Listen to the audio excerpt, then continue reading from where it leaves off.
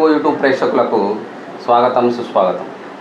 మరి తేనె Telugu cultural charitable trust ద్వారా ఎంతోమంది మట్టిలో మాణిక్యాల లాంటి కళాకారుల్ని బాహ్య ప్రపంచానికి చూపించేటటువంటి మా ప్రయత్నంలో భాగంగా ఈరోజు మనము విశాఖపట్నం జిల్లా మద్ది గ్రామానికి వచ్చాం. మరి ఈ గ్రామంలోకి మన కళాభిషేకానికి హాజరైనటువంటి పెద్దలు మన ముందున్నారు. వారితో ఈ కళాభిషేకాన్ని మీ ముందుకు తీసుకొస్తున్నాం. మరి మీరందరూ కూడా కళాకారుల కోసం పనిచేసేటటువంటి మన ఛానల్ని కూడా సబ్స్క్రైబ్ చేసుకోవాలని మనస్ఫూర్తిగా కోరుకుంటూ ఈ కార్యక్రమాన్ని మొదలుపెడదాం. సార్ నమస్తే. నమస్కారం. మీరు ఇక్కడంతా కూడా గుమికూడి వివిధ అంశాలను చర్చించినప్పుడు ఎంత సీనియర్ యాక్టర్ అని చెప్పి నాకైతే కలిగింది. మీ గురించి నాకైతే ఎక్కువగా పరిచయం లేదు, తొలి కలయిక కాబట్టి. మన ప్రేక్షకులు కూడా మీ యొక్క రంగస్థల ప్రస్థానాన్ని తెలియజేయాలనేటువంటి ఆలోచనతో మీ ముందు ఉన్నాం సార్. మరి మీ స్వీయ పరిచయాన్ని మా ప్రేక్షకులు తెలియజేయండి. తప్పకుండా. ముందుగా ప్రపంచ ప్రఖ్యాతిగాంచిన పౌరాణిక నాటక రాజం అనేటువంటి వృక్షం మూడు పారిపోతున్నటువంటి సమయంలో దాన్ని మళ్ళీ చిగురింపజేసి యావత్ భారతదేశానికి ఒక విధమైనటువంటి ఖ్యాతిని ఆర్జించి పెట్టాలని ప్రత్యక్షంగా మీరు, పరోక్షంగా నా స్నేహితుడు బాలు చేసినటువంటి కృషి చాలా అభినందనీయమైనదని నేను హృదయపూర్వకంగా కళాభినందనాలతో ముందు నా యొక్క స్వీయ పరిచయాన్ని మీకు తెలియజేస్తాను. నా పేరు కొల్లూరు వెంకట నాగేశ్వరరావు. నా స్వగ్రామం మెరకముడిదాం, అంటే చీపురుపల్లి గరిబడి మెరకముడిదాం కూడా మండల హెడ్ క్వార్టర్. మా నాన్నగారు లక్ష్మీ నరసింహమూర్తి గారు, మా అమ్మగారు అన్నపూర్ణ. వాళ్ళిద్దరికీ నేను ప్రథమ సంతానం, నేనే జ్యేష్ఠుడని. తర్వాత ఇద్దరు అన్నదమ్ములు, ముగ్గురు అక్క చెల్లెలు ఉన్నారు, మేము 6 సంతానం. ఎంత చదువుకున్నాను సార్? నేను ఇంటర్మీడియట్ చదివాను, డిగ్రీ మధ్యలోనే ఆపేశాను కొన్ని అనివార్య కారణాల వల్ల. అప్పటి పరిస్థితులు, ఆర్థిక పరిస్థితులు కావచ్చు, రకరకాల. నేను ఉద్యోగరీత్యా గరిబడి ఫ్యాకర్లో మైనింగ్ సెక్షన్లో మొట్టమొదటిగా సూపర్వైజర్గా నేను జాయిన్ అయ్యాను మైన్స్లో. అప్పట్లో ఫ్యాకర్ కల్చరల్ అసోసియేషన్ అనేటువంటి ఒక సంస్థ, అంటే ఈ కల్చరల్ యాక్టివిటీస్ అనేవి మా డిపార్ట్మెంట్లో ఉండేవి. అందులో ప్రతి సంవత్సరం ఒక పరిషత్ నిర్వహించేవారు మా ఫ్యాకర్ సంస్థ, దుర్గాప్రసాద్ సేఠ్ గారు. అది ఎప్పుడు కూడా సెప్టెంబర్ 25వ తారీఖున మాత్రమే జరిపేవారు, అంటే గణపతి నవరాత్రులకి అటు ఇట్లోనే జరుగుతుండేవి. ఆ టైంలో మాలాంటి కొంతమంది ఉత్సాహంతో ఉండేటువంటి వాళ్ళని డిపార్ట్మెంట్ వైజ్గా ఏరి కొంతమందిని సెలెక్ట్ చేసి పౌరాణిక నాటకాల కోసం ప్రత్యేకంగా ఎంచి మాకు ఒక 4 రోజులు 2 నెలలు కూడా పర్మిషన్ ఇచ్చేవారు డ్యూటీలకు వెళ్లకుండా. అటువంటి తరుణంలో నేను ఈ పౌరాణిక నాటకం మీద నాకు గొప్ప ఆసక్తి ఉండేది. ఎందుకంటే మా నాన్నగారు నాటకాలు వేసేవారు, నాకు తెలియదు, మేము పుట్టక మునుపు. మా తాతగారు ముట్నూరు ప్రకాశం గారని హరికథ పితామహుడైన. తర్వాత పేస్పాటి నరసింహమూర్తి గారు నాకు స్వయంగా పెదనాన్నగారు. సో ఈ అంశాల నుంచి ఒక చిన్న వాసన నాకు వచ్చింది, అంతేగాని నేను పెద్ద కళాకారుడిని, నేను పెద్ద ఇదైనటువంటి వ్యక్తిని కాను. 4 పెద్దల సాంగత్యంతో నేను నేర్చుకుని ఏవో కొన్ని చిన్నవి అలాగే నేర్చుకొని అక్కడక్కడ చిన్న ప్రదర్శనలు ఇస్తూ బాగుంది, పర్వాలేదు, చక్కగా ఉంది, వేషం బాగుంది, భాష బాగుంది, అన్నీ బాగానే నేర్చుకున్నాడు అని అనిపించుకున్నాను. ఏవో చిన్న సన్మానాలు అవి చేశారు, అవి పక్కన పెట్టండి. మరి ఈ కార్యక్రమాన్ని ఒక ప్రార్థనా గీతంతో మొదలు పెడతాం సార్. తప్పకుండా సార్. శుక్లాంబరధరం విష్ణుం శశివర్ణం చతుర్భుజం ప్రసన్నవదనం ధ్యాయేత్ సర్వవిఘ్నోపశాంతయే.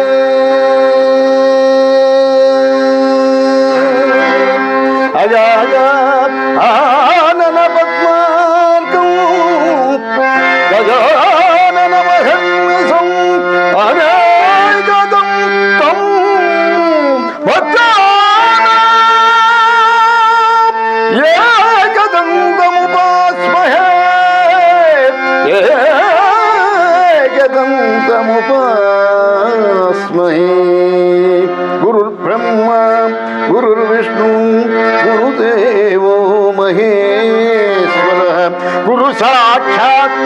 బ్రహ్మ తస్మై శ్రీ గురవే నమః తస్మై శ్రీ గురవే నమః తస్మై శ్రీ గురవే నమః.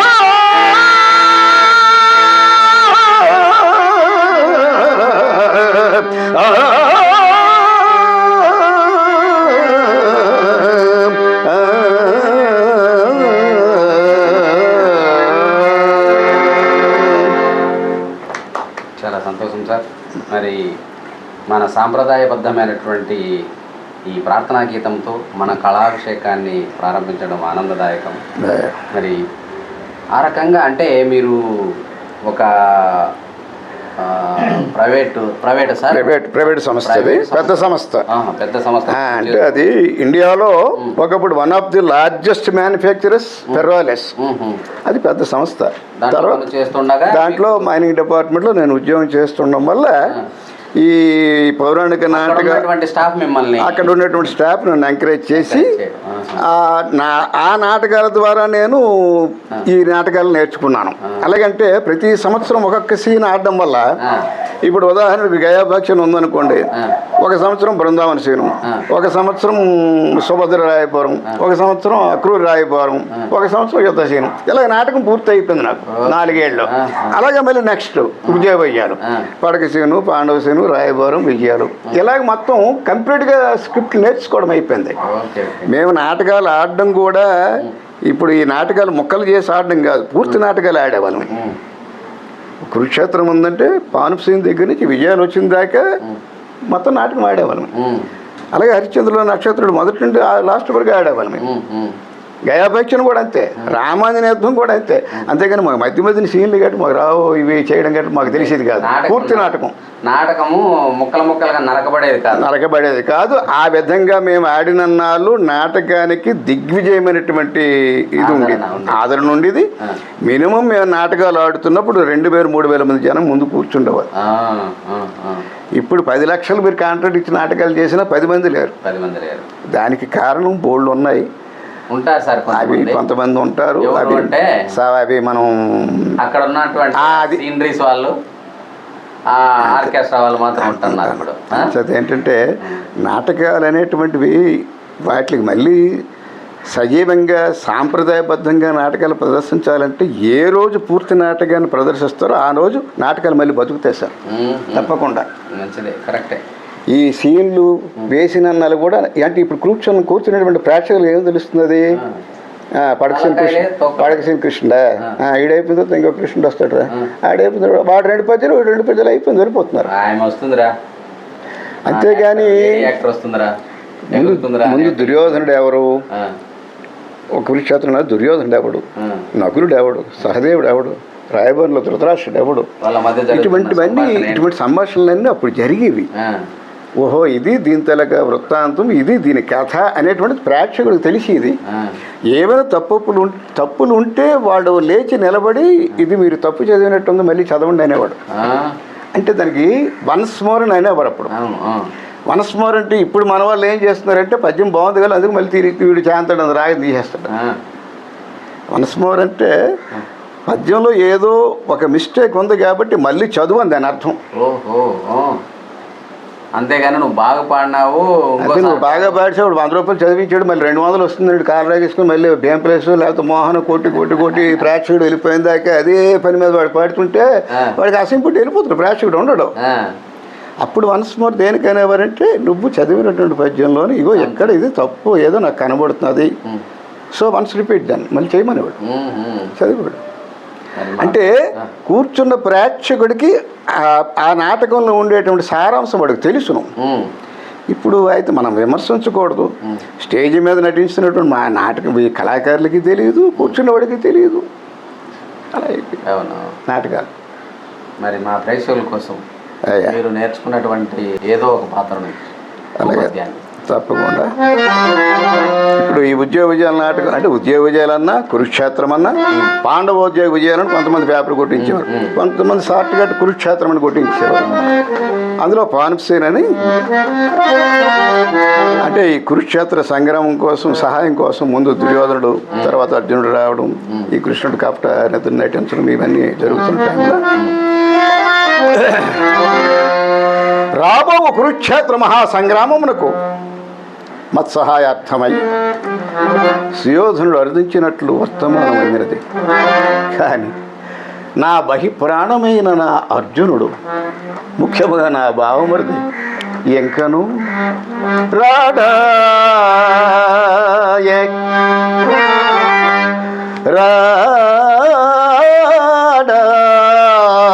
అర్జునుడు కురురాడవతం సంభవచే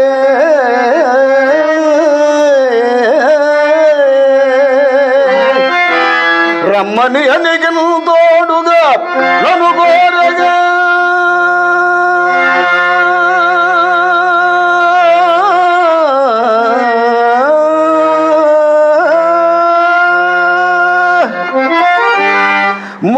మోమోడంగా వలసి వచ్చు ఒకంత ఇటం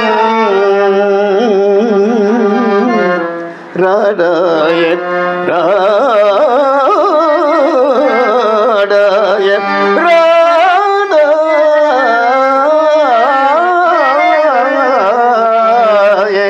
అర్జునుడు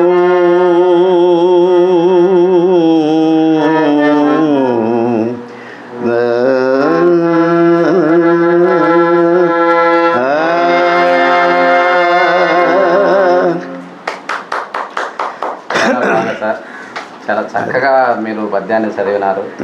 మామూలుగా అరిసేటటువంటి ఈ సాంప్రదాయంలో అరవకూడదు అంటే సార్ సారాంశాన్ని ఇప్పుడు ఇందులో పూర్వం మనకంటే సంగీతంలో క్లాసికల్ లైట్ మ్యూజిక్ అని రెండు ఉన్నాయి.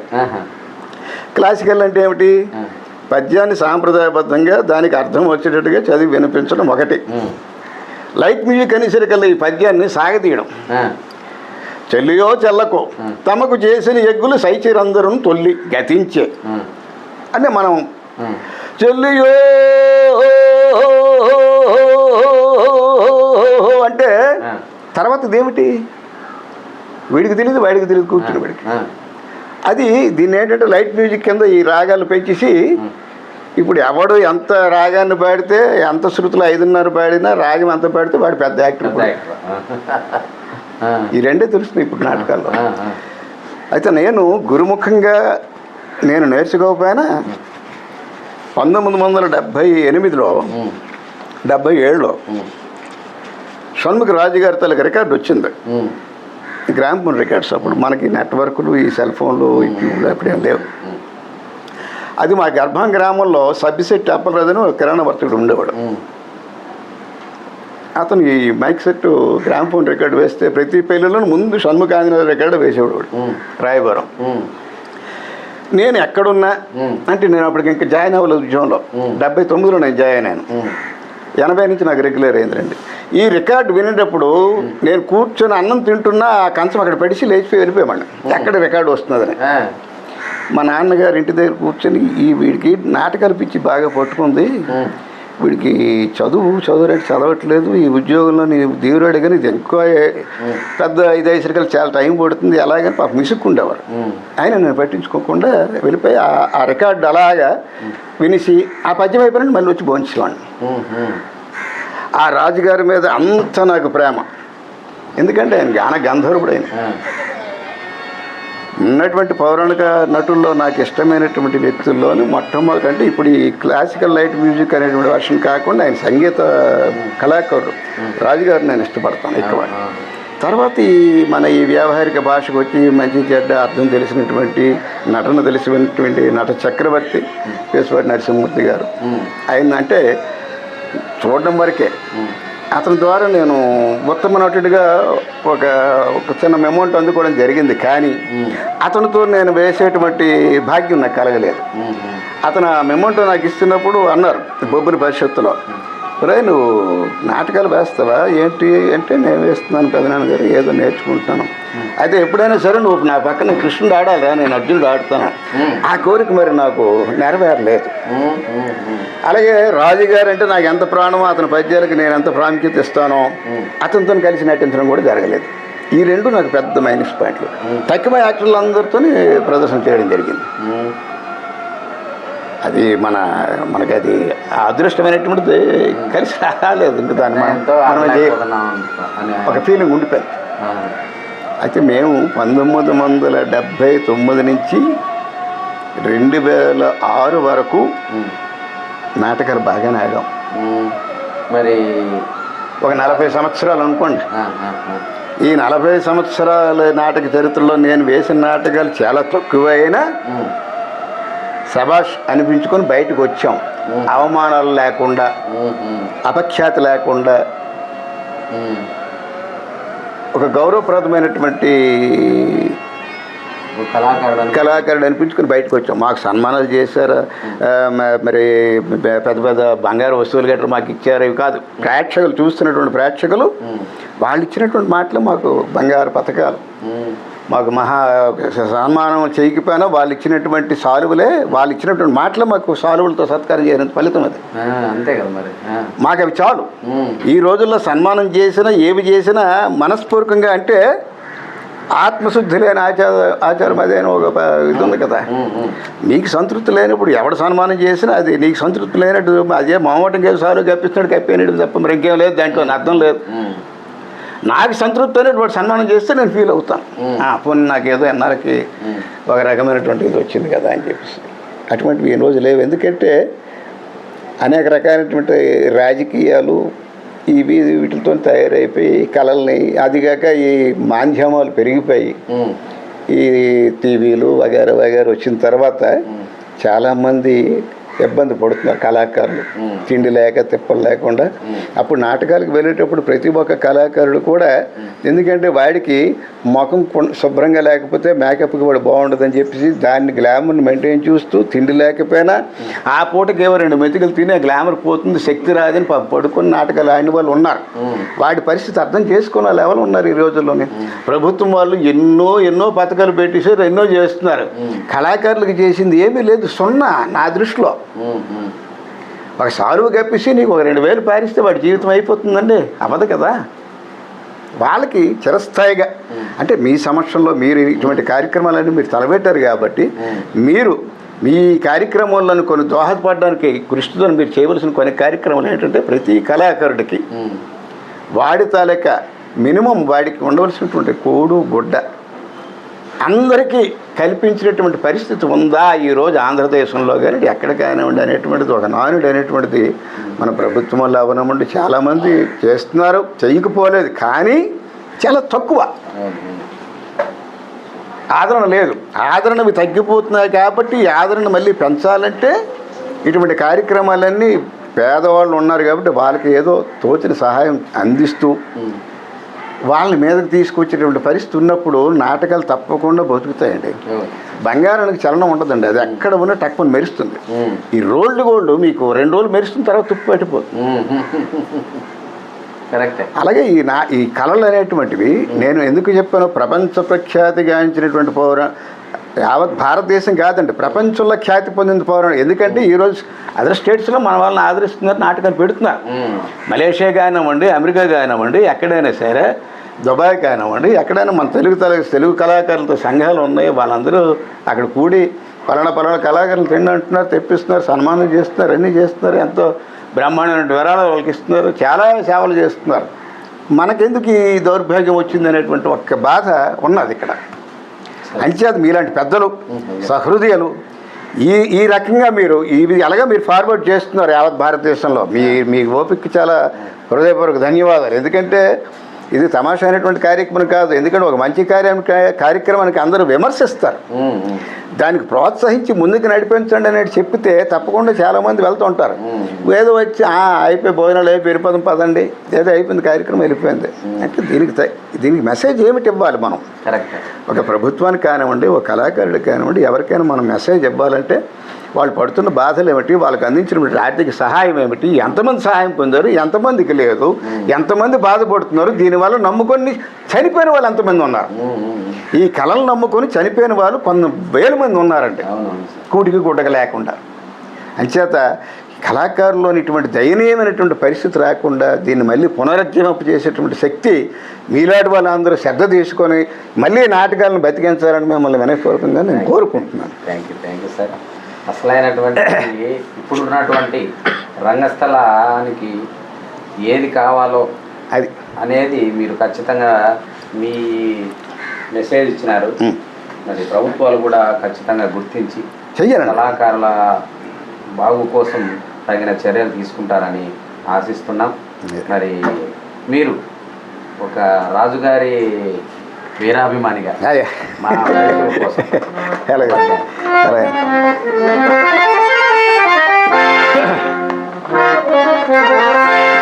మానవ సత్యవతి పౌత్ర ధాతృరాష్ట్రులకును పాండవులకును సంధి గావించి ఈ రాజలోకములలో కాపాడమని నిన్ను యాచించబగే పాండవ దూతనై నీ ఎదగొచ్చింది మామ.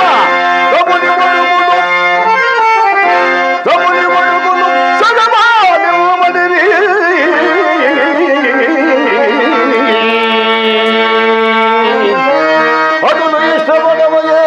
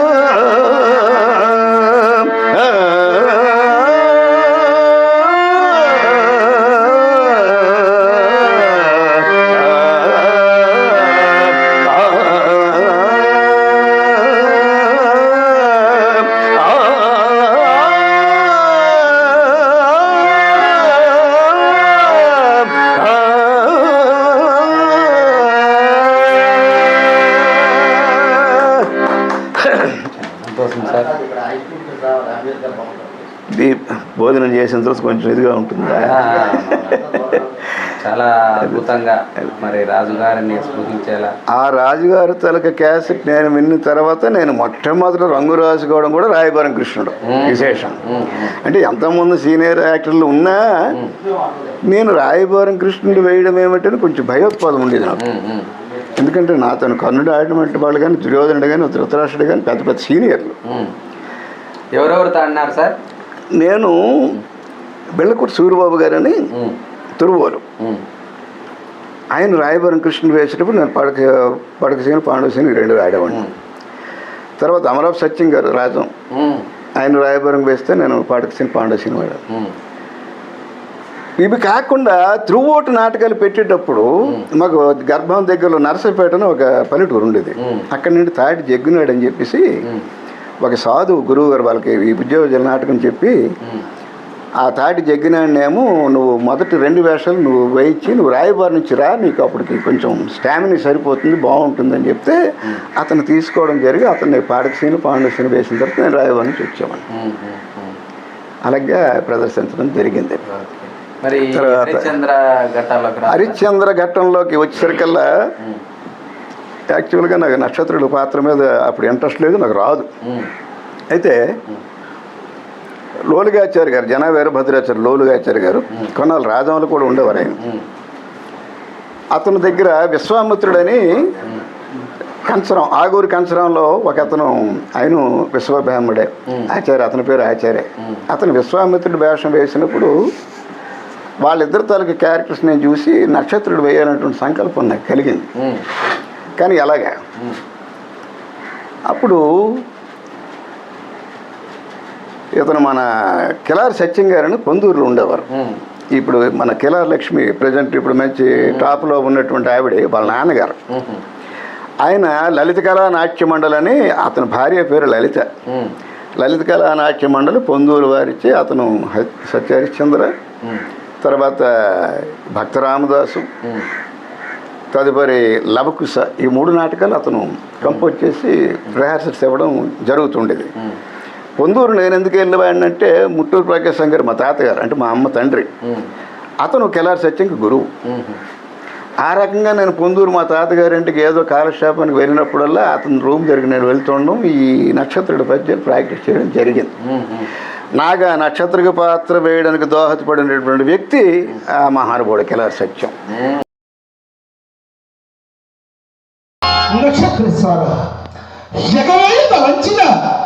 ఇన్ని కష్టములుగా వచ్చింది నచ్చ తొందర పడకమయ్యా, తొందర పడకము.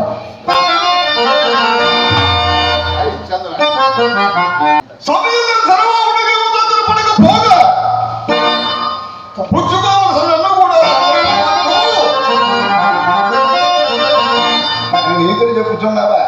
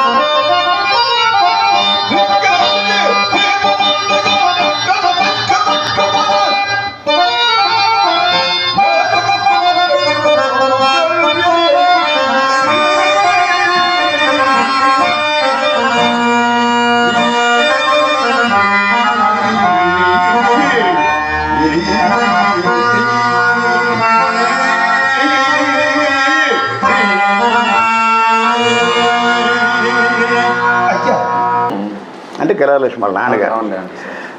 తర్వాత నేను ఈ మామూలుగా ఇప్పుడు ఆ కిలారి సత్యం గారు, తర్వాత పెదపాడు గొల్లోడని కలగలక్ష్మి అనేవారు, చనిపోయారు.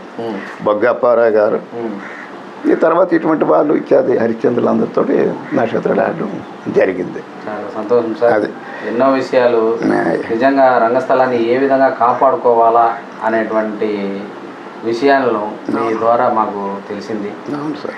మరి ప్రతి ఒక్కరు కూడా కళాకారులు ఇట్లాంటి పెద్దల యొక్క సలహాలు సూచనలు ఖచ్చితంగా తప్పకుండా పాటిస్తే మన కళారంగానికి ఖచ్చితంగా మంచి అవకాశం వస్తుంది, మంచి పూర్వ వైభవం వస్తుంది తప్పకుండా నమ్ముతూ. మరి ఇంకేమైనా చెప్పాలనుకున్నారా? చెప్పడానికి ఏముంది, మరి ఇదే ఇప్పుడు ఈ మొట్టమొదటిగా ఈ పౌరాణిక నాటకాలకి, చలనచిత్ర పరిశ్రమకి, వీటికి ప్రేరణ ముందు ఏది ఉండేదంటే తోలుబొమ్మలాట ప్రదర్శించేవారు. దాంట్లో ఈ భాగవతం కానివ్వండి, భారతం కానివ్వండి, రామాయణం కానివ్వండి, వివిధ రకాలైనటువంటి అంశాలన్నీ కూడా తోలుబొమ్మలాట ప్రదర్శిస్తే దాని నుంచి వచ్చింది సినీ పరిశ్రమ. సినీ పరిశ్రమకి ఒక యాక్టరు ఒక పద్యాన్ని చదివినా, ఒక డైలాగ్ చెప్పినా వాడికి కొన్ని టేకులు కట్ల ఉంటాయి కాబట్టి వాడికి డైరెక్ట్గా వచ్చింది. వాళ్ళు దాంట్లో న్యాయం చేయడానికి కొంత టైం పట్టింది. కానీ పౌరాణిక నాటకానికి ఈ రిహార్సల్లో ఉండేటువంటిది అయిపోయిన తర్వాత స్టేజ్ మీదకి వచ్చినప్పుడు మరి కట్టలు టేకులు ఉండమండి, దానికి డైరెక్ట్గా ఇంకా అప్రోచ్ అయ్యి దాన్ని దిగిపోవడమే. అంచేత ఇది ఎంత కష్టతరమైనటువంటి ఇదో అంత బాధ్యతతో కూడుకున్నది, ధనంతో కూడుకున్నది, వ్యయ ప్రయాసాలు కూర్చుకొని చేయవలసిన వంటివి ఇవన్నీ. ఎందుకంటే ఒక మనిషితో అయిపోయేది కాదు, ఓ 15 మంది ఉండాలి. 15 మంది వెళ్ళడానికి రావడానికి ఖర్చులు, వాళ్ళకి తగిన ఆహార్యం, వాళ్ళకి తగిన భోజన సదుపాయాలు, వాళ్ళని ఆదరించేటువంటి మనుషులు ఎంతమంది ఉంటే కానీ వీళ్ళు పరిపూర్ణంగా సాటిస్ఫై రాలేరు. అది కరువు అయిపోతున్నది ఈ రోజుల్లో. అంచేత మళ్ళీ తప్పకుండా రోజులు వస్తాయినటువంటి ఆశాభావం మాకు 100% ఉన్నది, లేకపోలేదు. ఎందుకంటే ఈ సినిమాలు చూసి ఈ అశ్లీల ప్రదర్శనలు ఇవన్నీ వచ్చేసాయి. ఏవో డ్యాన్స్, బేబీ డ్యాన్సులు అంటున్నారు, ఇవంటున్నావు ఏమన్నా ఉన్నామండి. ఇది దీనికి ఏమిటంటే ఇది ఆరంభమే కానీ అంతం లేదు దీనికి. మీకు ఇందాక చెప్పినట్టుగా గోల్డ్ అది ఎప్పుడు మెరుస్తూనే ఉంటుంది. రోల్డ్ గోల్డ్ ఏంటంటే ఒకసారి జిగ్గుమంటే తర్వాత పోతుంది. అలాగా ఈ వెనకను వచ్చినటువన్నీ పోతాయండి, ఉండవు ఇవి. ఆ ఆశ నాకు ఖచ్చితంగా ఉన్నది. నాటకాలు సజీవంగా మళ్ళీ బ్రతుకుతాయి, నాటకాలు ఆడడం జరుగుతుంది. కళాకారులు అందరూ కూడా మళ్ళీ వాళ్ళకి తగినటువంటి ఈ ఈతి బాధలు లేకుండా వాళ్ళు మళ్ళీ పూర్వవైభవం చూస్తారనేటువంటి ఒక ఆశ మాలో మెదులుతున్నది. అది ఆ ఆశలు మాలో మెదలాలంటే మీలాంటి వాళ్ళు ఈ మాధ్యమాల ద్వారా ప్రజల్లోకి తీసుకెళ్ళి రాష్ట్రం నుంచి దేశం నుంచి అలా మీరు వ్యాప్తింపు చేసి కళాకారులు విధమైన సపోర్ట్ ఇస్తే తప్పకుండా మళ్ళీ పునఃప్రతిష్ఠ జరుగుతుంది, పునరుజ్జీవులు అవుతారు. చల్లగా కళామ తల్లిని సేవించుకుని తరించేటువంటి భాగ్యం కళాకారులు అందరూ కలుగుతుందని మీ మూలకంగా వినయపూర్వకంగా వేడుకుంటూ సెలవు తీసుకుంటూ మరి మా తేనె తెలుగు కల్చరల్ చారిటబుల్ ట్రస్ట్ ద్వారా మీకు చిన్న ప్రశంసా పత్రం ఇస్తాం, తీసుకోవచ్చు. తప్పకుండా మా తేనె తెలుగు కల్చరల్ చారిటబుల్ ట్రస్ట్ ద్వారా మీకు చిన్న ప్రశంసా పత్రం సార్.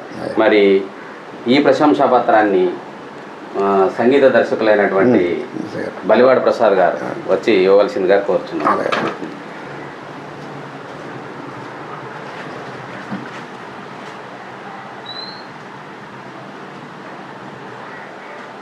Thank you sir. ఓ కళామ తల్లి ముద్దు బిడ్డ కళాకాలం వర్ధిల్లాలని కోరుకుంటూ ఈ కార్యక్రమాన్ని ముగిస్తాం సార్. తప్పకుండా. నమస్కారం.